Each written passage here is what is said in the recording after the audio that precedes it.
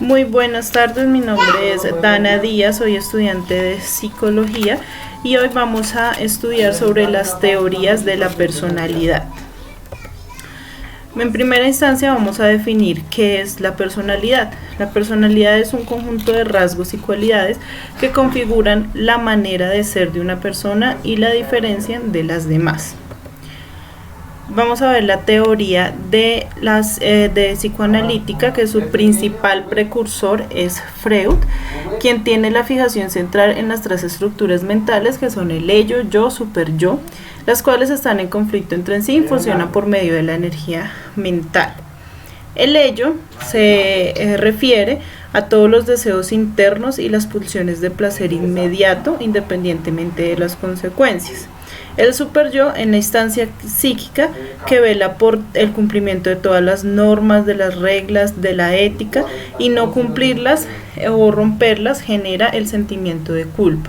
Y el yo es el mediador entre el ello y el superyo. Es la instancia psíquica que se acerca más hacia la realidad y que controla al ello, haciendo realistas las consecuencias, y de la misma manera el superyo, cuidando de no asfixiarnos por su carácter restrictivo.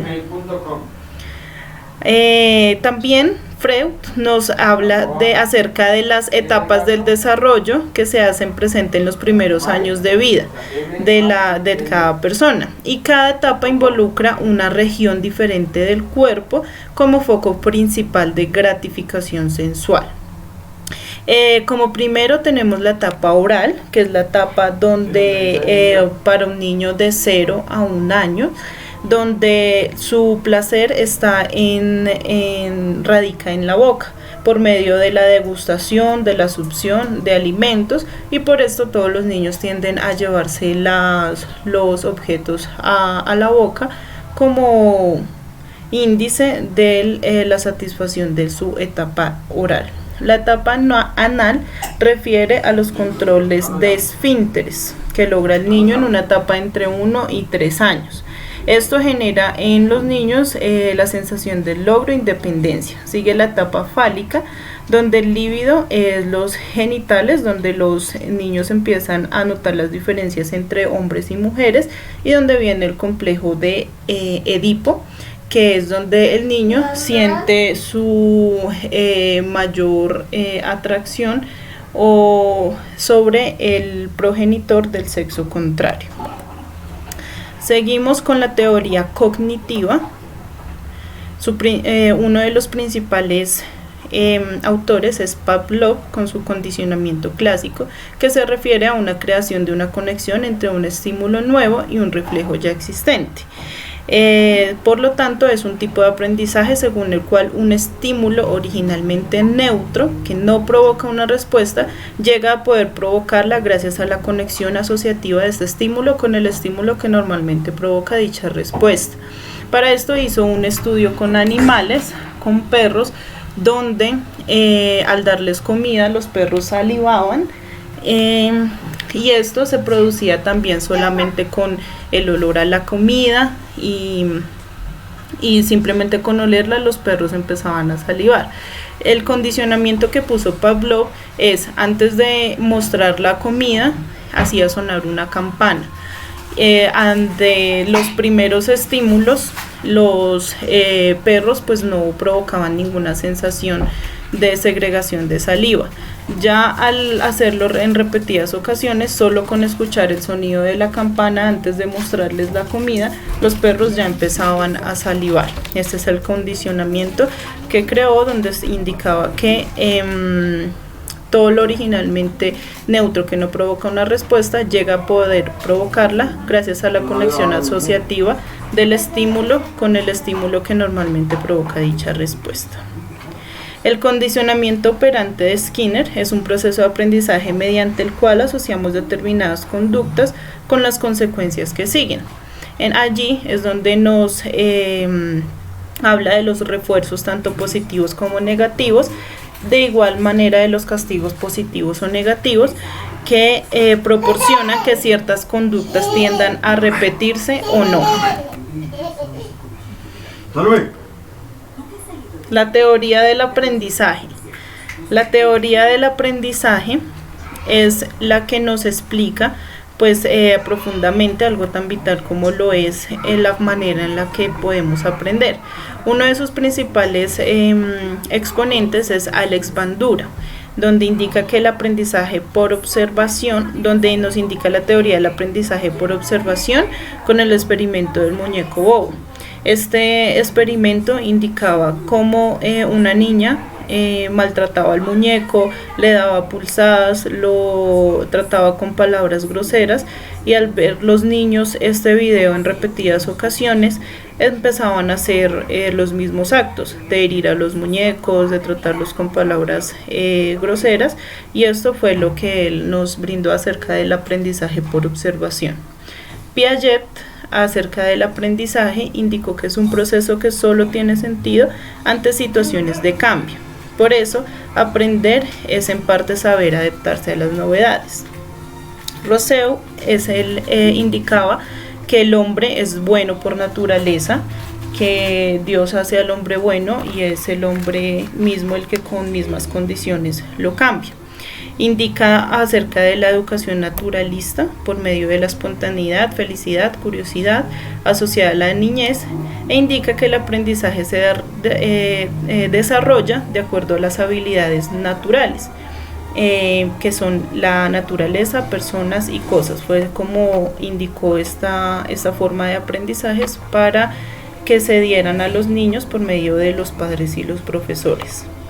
Para Vygotsky, el pensamiento del niño se va estructurando de forma gradual.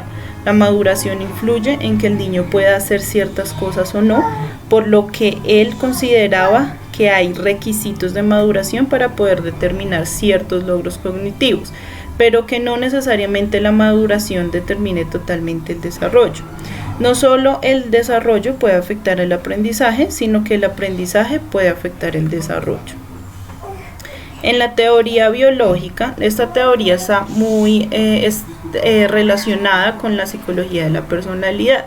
Trata de mostrar la forma biológica del cerebro y cómo la personalidad puede estar determinada por la genética, evidenciando reacciones emocionales que se presentan desde la infancia debido a las influencias biológicas. Acá tenemos dos principales exponentes, que es Jeffrey Gray, que propone las dos dimensiones básicas de la personalidad, que son la ansiedad y la impulsividad. En la ansiedad dice que la ansiedad es una combinación entre el neuroticismo y la introversión, es decir, es todo lo contrario a la actividad, la dominancia, la asertividad, la sociabilidad y la búsqueda de sensaciones. La impulsividad en este caso es el sistema biológico relevante, que sería un mecanismo de aproximación conductual al que activarse nos habría comportarnos de forma opuesta al mecanismo de inhibición. Tenemos también a Jerome, que es un principal exponente que nos muestra cómo desde la niñez se pueden dar ciertos rasgos de personalidad. Él planteaba 4 temperamentos básicos, que es el tímido, el abierto, el optimista y el melancólico, los cuales corresponden a 4 pautas diferentes de la actividad cerebral, que configuran unas disposiciones básicas que a la vez caracterizan la vida emocional innata, ya que decía que por lo general el niño tímido muy difícil en su etapa adulta llega a ser una persona extrovertida, así como el niño abierto muy difícilmente llega a ser un niño tímido. Y esto se debe, por experimentos se llegó a evidenciar que el niño tímido, el abierto, el optimista, el melancólico tenían ciertas actividades cerebrales significativas o representativas por medio de unas glándulas y por medio de los lóbulos. La teoría humanista. Esta teoría habla de la libertad del ser humano, de su autorrealización, que es lo más importante para esta teoría. Uno de sus principales exponentes es Carl Rogers, con su énfasis en la importancia hacia la autorrealización en la formación del autoconcepto. Según este autor, el potencial del individuo humano es único y se desarrolla de forma única dependiendo de la personalidad de cada uno. Abraham Maslow es otro importante autor humanista donde menciona dos aspectos de las necesidades, dos aspectos que son las necesidades y las experiencias, y las jerarquiza por medio de la conocida pirámide de las necesidades fisiológicas, que van desde su base, que son las necesidades fisiológicas, y van ascendiendo en las necesidades de seguridad y protección, amor y pertenencia, valoración y estima, y la punta de la pirámide sería la de la autorrealización. La teoría de los rasgos. Esta se refiere a aquellos patrones que son constantes en la forma en que un individuo se comporta, siente y piensa. Sus principales autores son Allport, que indicaba la diferencia entre los rasgos cardinales, los rasgos centrales y las predisposiciones específicas, indicando que algunas solo se pueden determinar por medio de estrategias ideográficas. Eysenck indica acerca de las dimensiones básicas de la personalidad, que las enumeraba como introversión, extroversión, neuroticismo y psicocitismo. Y Cattell distinguía entre rasgos de habilidad, temperamento, dinámica, superficie y fuente.